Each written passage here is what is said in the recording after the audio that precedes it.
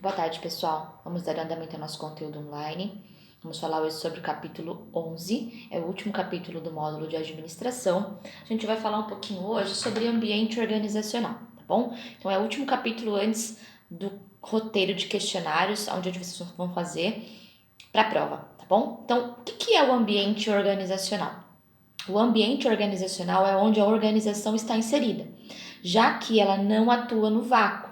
Então, tudo que está em volta dela, seja próximo ou longe, é o ambiente aonde ela vai interagir.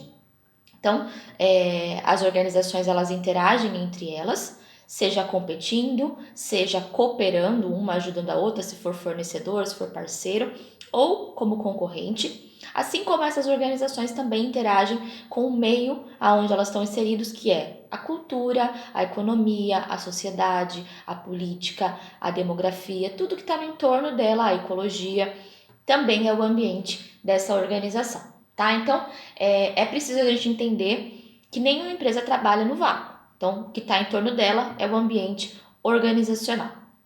A gente também pode entender como ambiente organizacional o clima que acontece dentro dessa organização. Então, são dois tipos de assunto, tá? Ambiente organizacional pode acontecer lá no módulo de departamento pessoal, a gente vai falar sobre ele.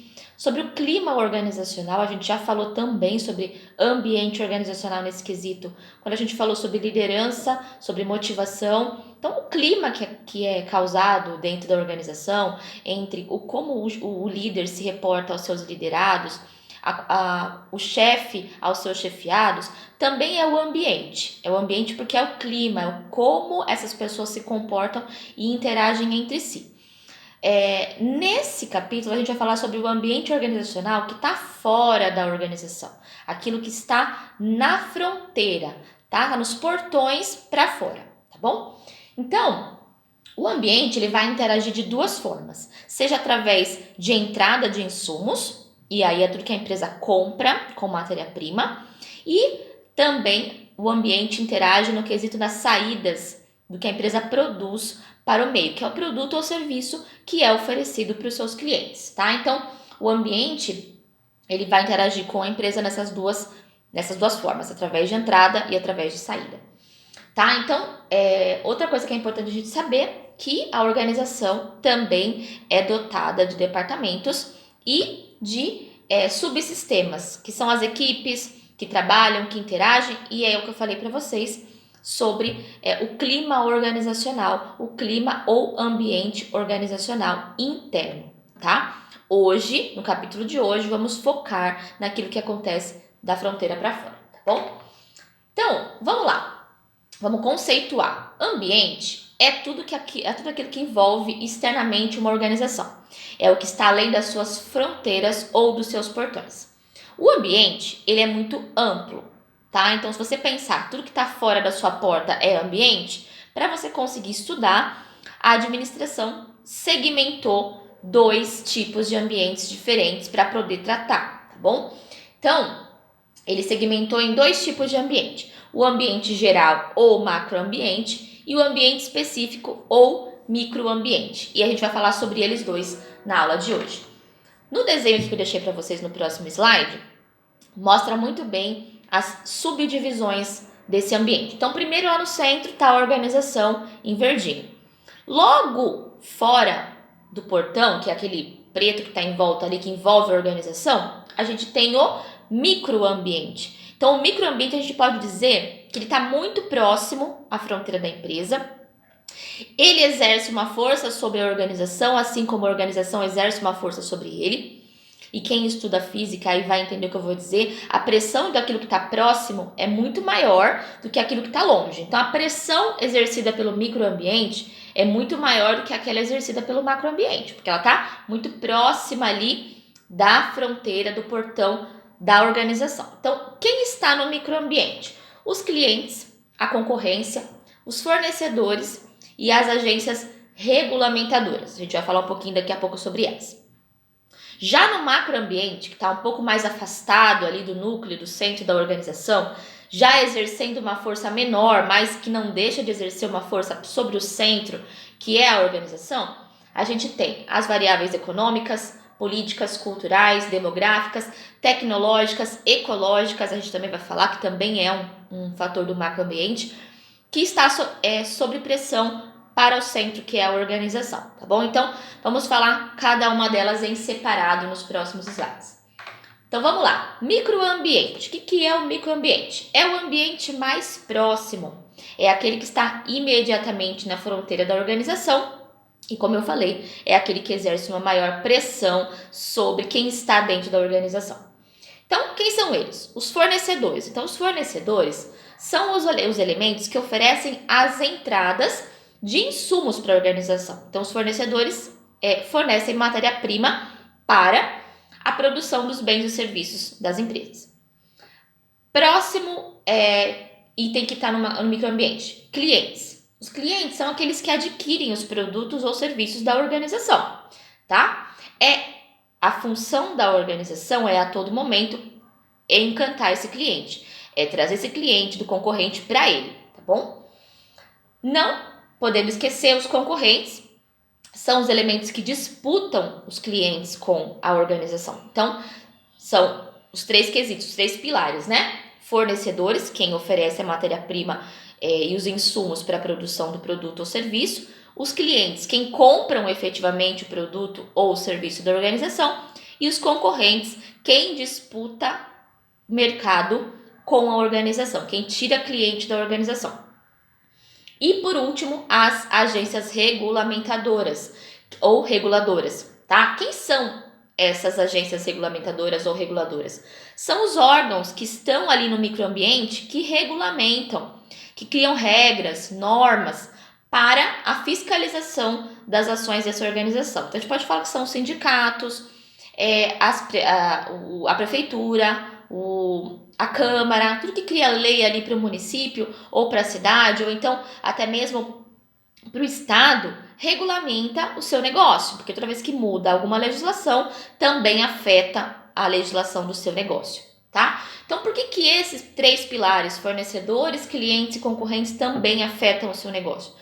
Se o seu fornecedor deixa de oferecer matéria-prima, você não atrasa a sua produção?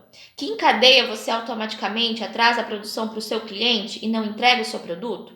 Uma vez que você não entrega o produto para o cliente fica insatisfeito e procura quem? O seu concorrente. Então, é um processo em cadeia, tá bom? Então, os três pilares andam juntos. Se o seu fornecedor for um fornecedor confiável, oferecer matéria-prima boa, se tiver em dia com a entrega, você vai entregar a sua produção no prazo, com um produto ou um serviço de qualidade, seu cliente vai ficar satisfeito, não precisa ir até o concorrente, você deixa o seu mercado estável, entendeu? Então, funciona mais ou menos assim. A pressão do microambiente sobre aquilo que está na sua organização e que vai afetar diretamente a sua forma de produzir, a sua estratégia de produção, a sua estratégia de venda, tá bom? Então, esse é o microambiente. Quem está no macroambiente? O macroambiente envolve já um cenário mais fora, tá? Então, tá no centro da organização, logo após o microambiente, no centro, lá fora, tá o macroambiente, na periferia da organização. Então, ele também vai afetar todos os fenômenos da organização, tá bom? Então, quem está no centro afeta mais, mas quem está na periferia também vai afetar, tá bom? Então, tudo que acontece nesse macroambiente faz com que a empresa tenha que repensar também as suas estratégias. Então, que fenômenos podem afetar? Fenômenos econômicos, toda vez que há uma mudança na economia. E aí está muito ligado também à política, né? Toda vez que muda o cenário político, muda o presidente, ou se o seu país é um país que depende muito do comércio exterior, é muito dolarizado, como acontece com o Brasil, toda vez que muda o governo nos Estados Unidos, muda a economia no Brasil, tá? Então, tudo que acontece economicamente, que possa, por exemplo, causar desemprego na população, a pandemia, por exemplo, não foi um fato que aconteceu, não diretamente na economia, mas na saúde, mas afetou a economia. A população deixou de ter poder de consumo, automaticamente também deixou de poder consumir produtos das empresas. O que as empresas tiveram que fazer? Tiveram que criar estratégias de venda, seja pelo WhatsApp, seja no Instagram, seja oferecendo promoção, seja oferecendo cortesia. As empresas não tiveram que se adequar a esse cenário de pandemia, a esse cenário de economia ruim. Então, tudo que afeta na economia afeta a estratégia de venda das empresas. Fatores tecnológicos, se a empresa, por exemplo, tem uma mudança de tecnologia, consegue aprimorar a sua tecnologia ou técnicas de produção. Também melhora a condição de venda dela, então também afeta a sua estratégia de produção. Fatores sociais e culturais, então tudo que altera o cenário cultural de uma organização também altera a sua estratégia de produção.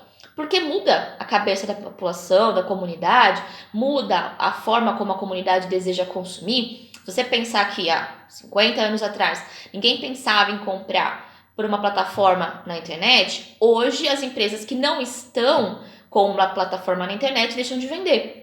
O cliente está próximo das redes sociais, está próximo de aplicativos de consumo. Então, ou as empresas se adequam a essa nova realidade cultural, ou elas perdem mercado, ou elas ganham espaço para o concorrente que está ali no microambiente.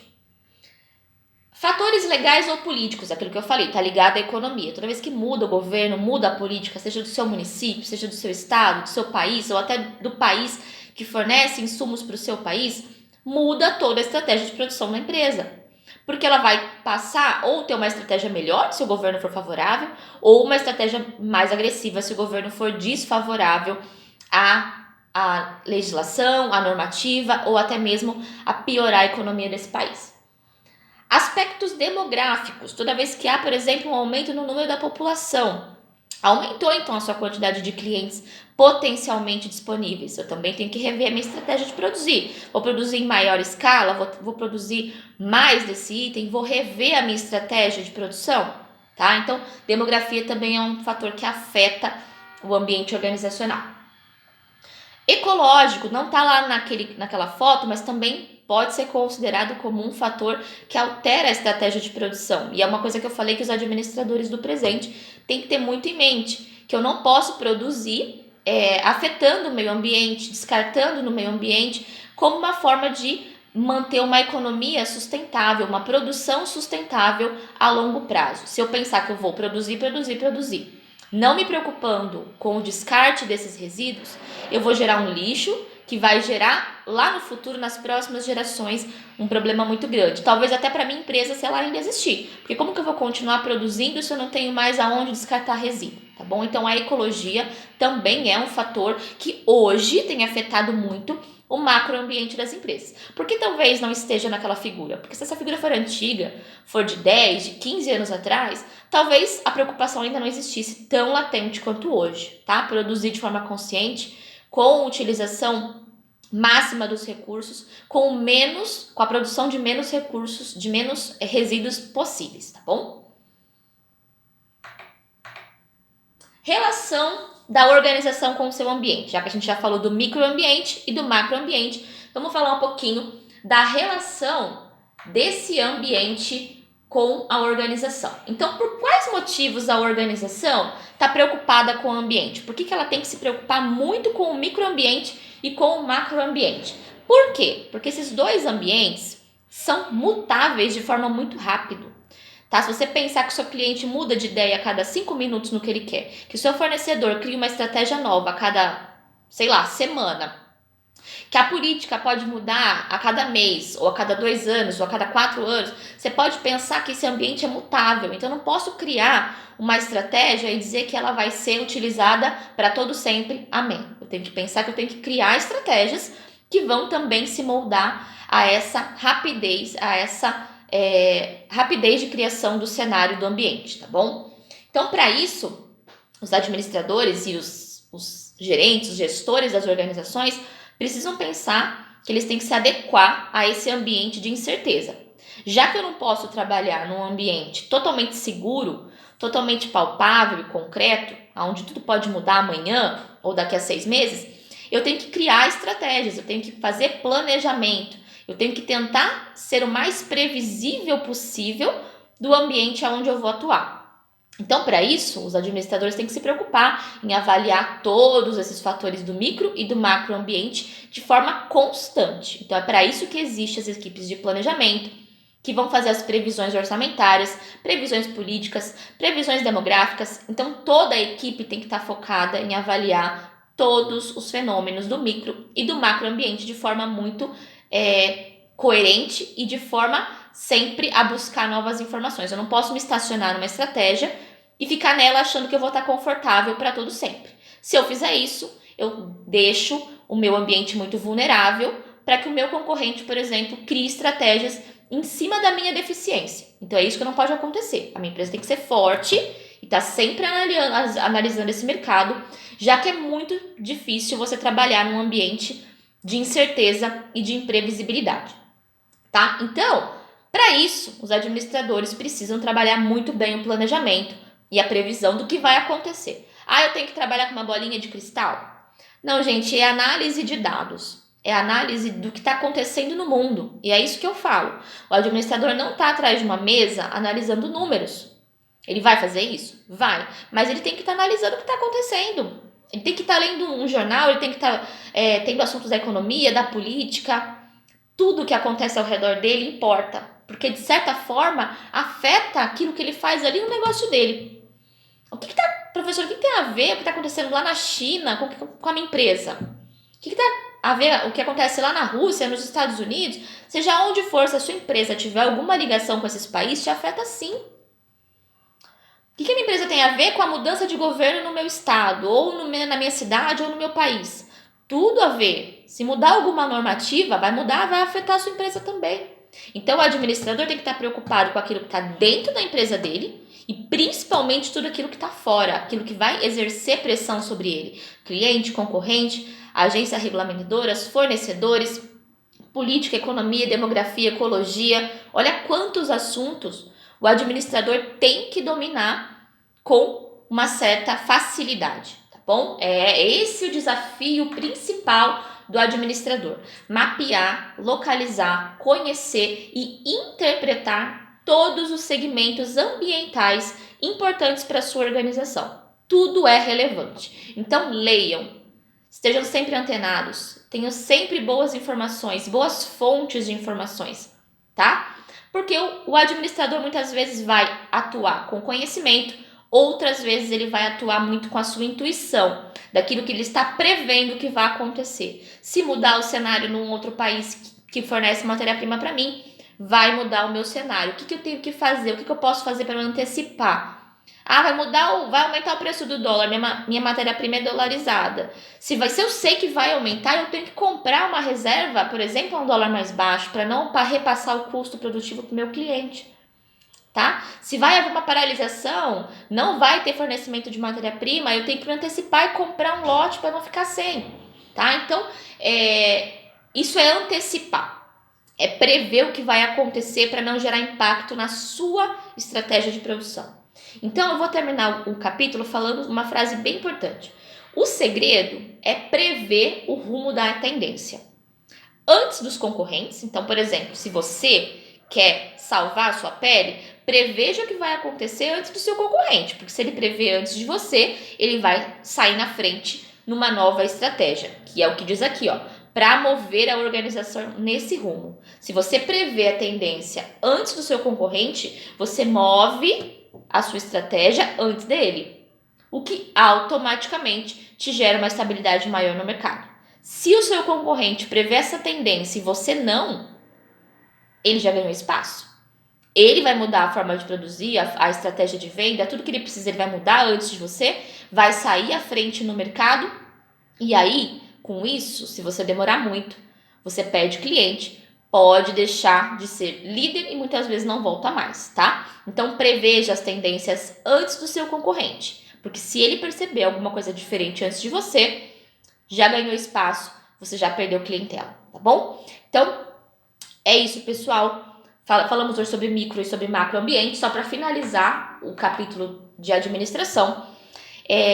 Essa semana vocês não vão ter atividade para nota, tá? Então não vai ser avaliado por mim, mas eu vou deixar um roteiro proposto de questões para vocês responderem, como um roteiro de estudos para a prova da semana que vem, tá? Então, página, deixa eu ver, 192 da apostila. Quem não tiver a apostila impressa ou em PDF, me avisa que eu mando por e-mail.